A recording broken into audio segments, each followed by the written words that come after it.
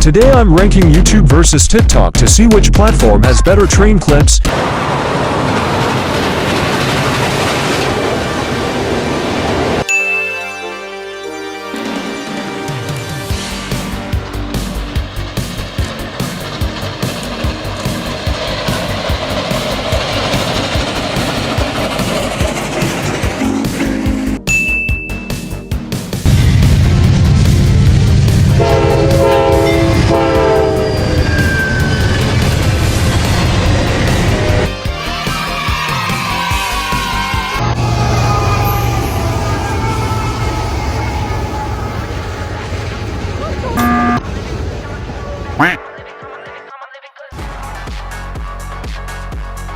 Are you kidding me?